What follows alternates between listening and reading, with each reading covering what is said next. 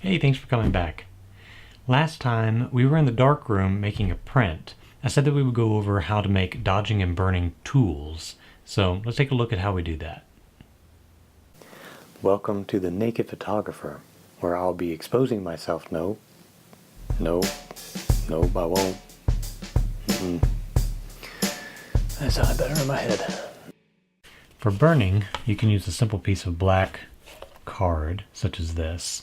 Black on one side, white on the other is fine. This is very good for just dodging in general areas, large areas, where you might just come in from a corner or a side. You can cut holes specifically in the center or other areas just to give it some shape. It doesn't give you a lot of flexibility to get curves. So for that, I actually prefer to use craft foam. And you can get it in different thicknesses. This is the thick. And it gives you the same flexibility to burn large areas. But it also gives you the ability to curve and create curved shadows. But it's very easy to cut, so you can make a hole in the middle.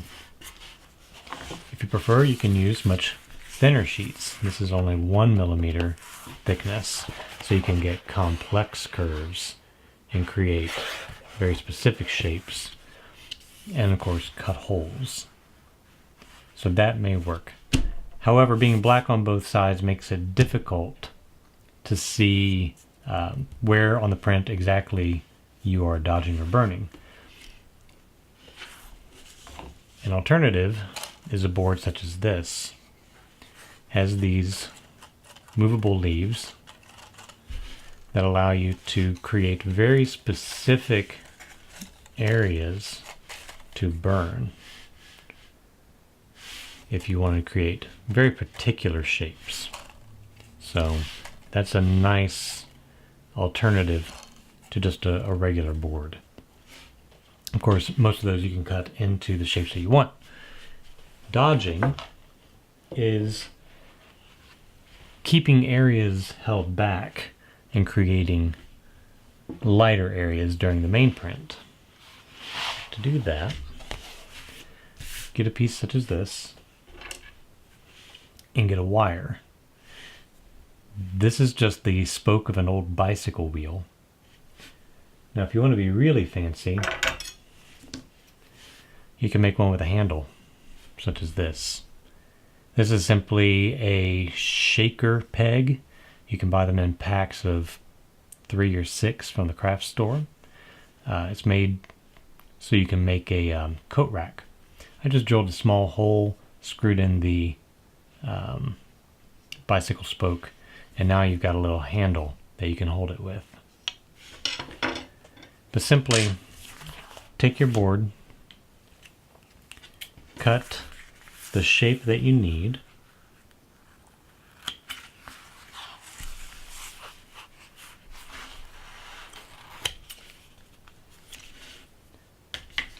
and then attach it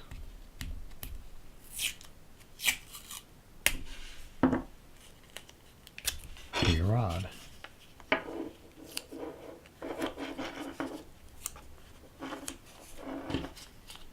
And now you can simply dodge the area that you need to dodge.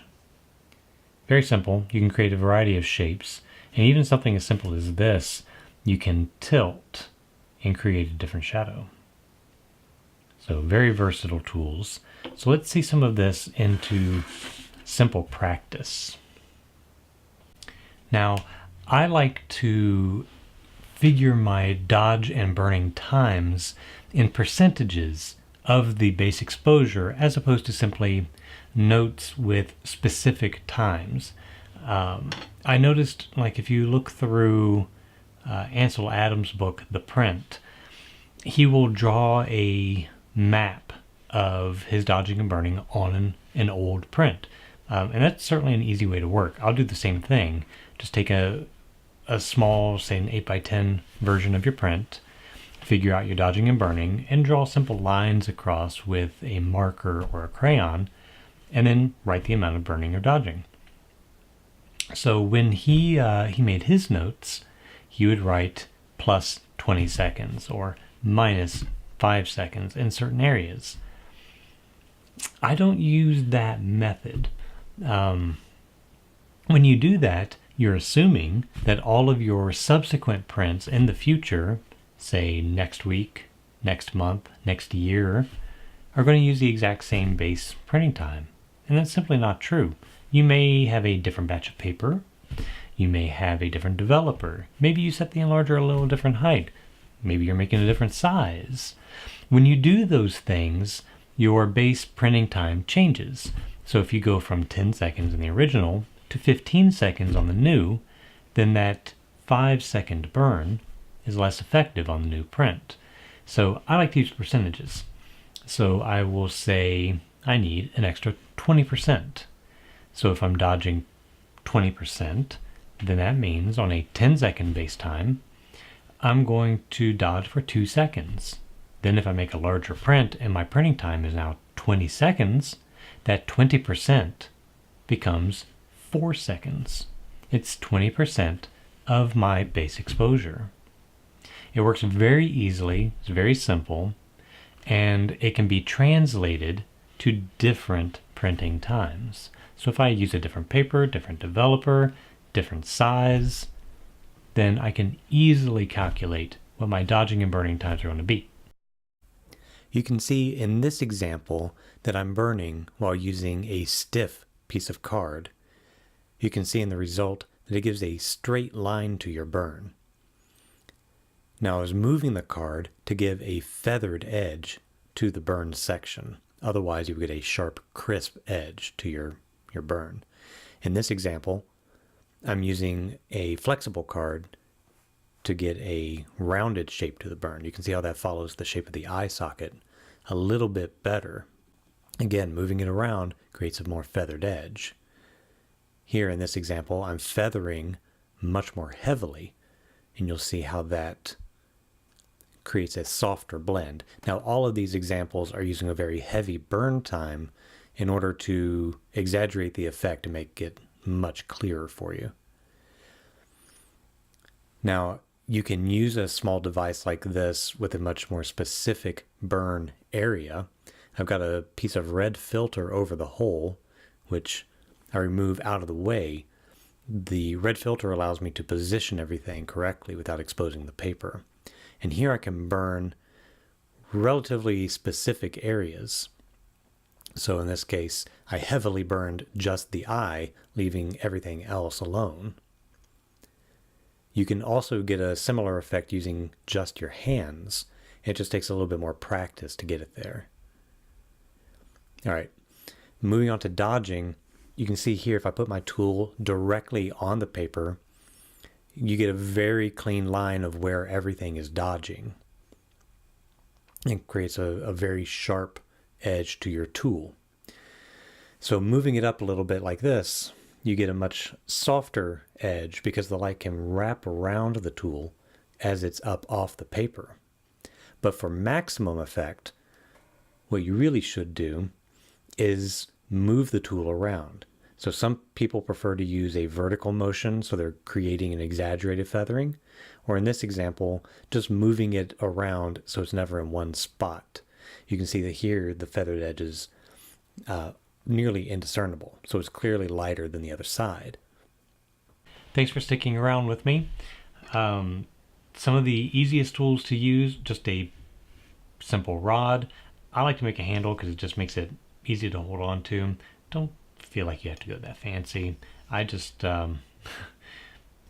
like to fidget with things, so it works for me. It may not work for you. A simple wire works just as well. Cardboard, mat board, easy to get, easy to use. A sheet like this from Hobby Lobby is 32 by 40 inches in size, $6. Original price on here says $12, but you can get a 40% off coupon that you can use on any one item, and then you can make a bunch of different pieces out of it. These things cost something like 89 or 99 cents a piece. They're easy to use, easy to cut, flexible.